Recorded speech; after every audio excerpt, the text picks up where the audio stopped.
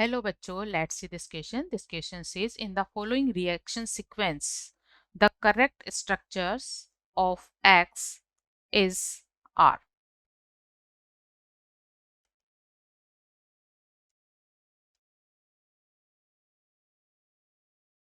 इस क्वेश्चन में एक कंपाउंड X गिवन है और इस कंपाउंड X की रिएक्शन फर्स्ट स्टेप में PBr3 से नॉन पोलर सॉल्वेंट की प्रेजेंस में करवाते हैं।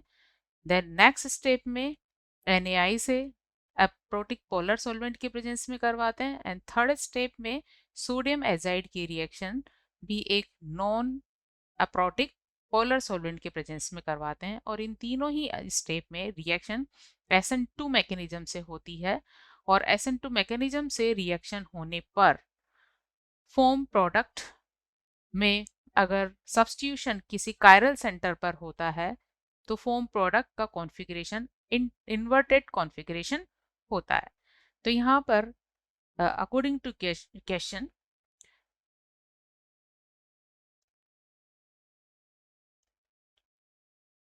जिस ग्रुप का सब्स्टिट्यूशन होना है उसकी पोजीशन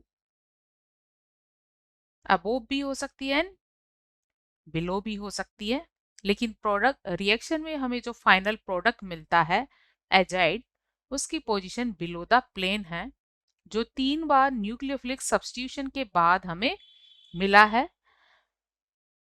इसलिए हम एज्यूम करते हैं कि यहाँ पर एक्स कंपाउंड में न्यूक्लियोफाइल OH की पोजीशन बिलो द प्लेन, अगर हम एज्यूम करें बिलो द प्लेन तो फर्स्ट स्टेप में जब हम रिएक्शन PBr3 से करवाते हैं जो कि SN2 मैकेनिज्म से होगी क्योंकि यहाँ एप्रोटिक पोलर सॉल्वेंट प्रेजेंट है ईथर। एप्रोटिक पोलर सॉल्वेंट की प्रेजेंस में SN2 मैकेनिज्म से रिएक्शन होगी और जिस कार्बन सेंटर पर सब्स्टिट्यूशन होना है वो कैसा है, एक कायरल कार्बन है। इसलिए फॉर्म प्रोडक्ट एक इन्वर्टेड प्रोडक्ट होगा। इसका कॉन्फ़िगरेशन रिएक्टेंट के कॉन्फ़िगरेशन का इन्वर्टेड कॉन्फ़िगरेशन होगा।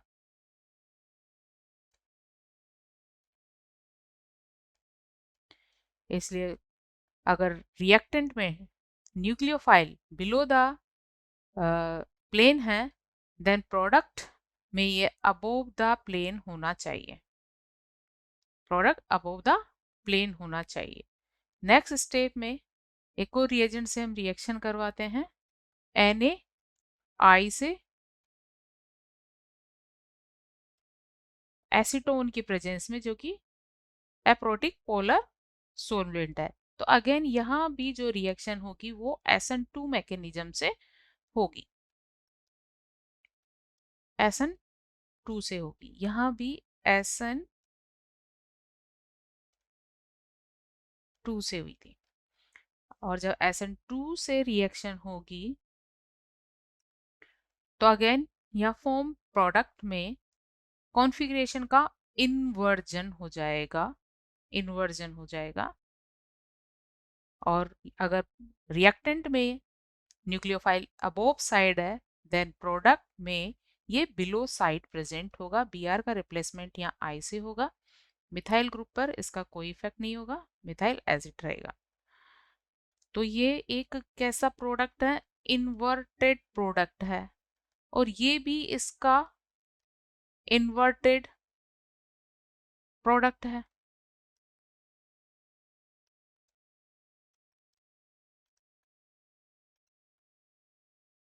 और अगर हम थर्ड रिएजेंट से रिएक्शन करवाएं सोडियम एजाइड से तो यहाँ भी जो सॉल्वेंट यूज किया गया है वो कैसा है, एक एपोलर प्रोटिक सॉल्वेंट है।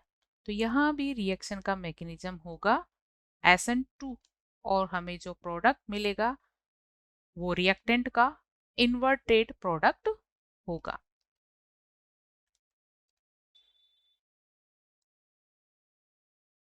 रिएक्टेंट में न्यूक्लियोफाइल बिलो द प्लेन है, इसलिए यहां होगा ये अबोव द प्लेन। एजाइड क्या होना चाहिए? अबोव द प्लेन होना चाहिए। लेकिन जो हमें रिएक्शन में फाइनल प्रोडक्ट मिला है उसमें एजाइड की पोजीशन क्या है? बिलो द प्लेन है, बिलो द प्लेन है। इसलिए रिएक्टेंट में हाइड्रोक्सी ग्रुप की पोजीशन क्या होनी चाहिए? Above the plane.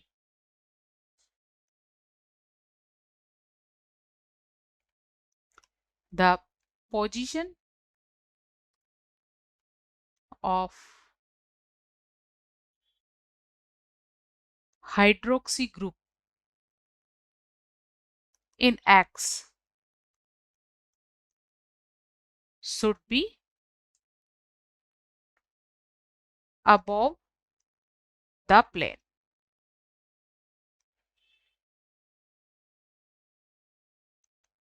Because reaction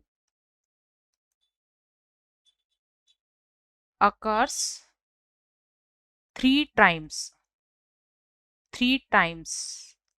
by SN2 mechanism. So product have nucleophile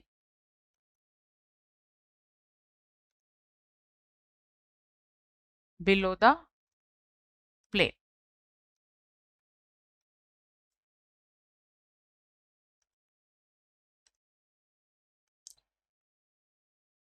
So right answer of this question is B, in which the outgoing nucleophile is above the plane, और जब ये 3 step से गुजरेगा तो final compound में nucleophile की position below the plane होगी।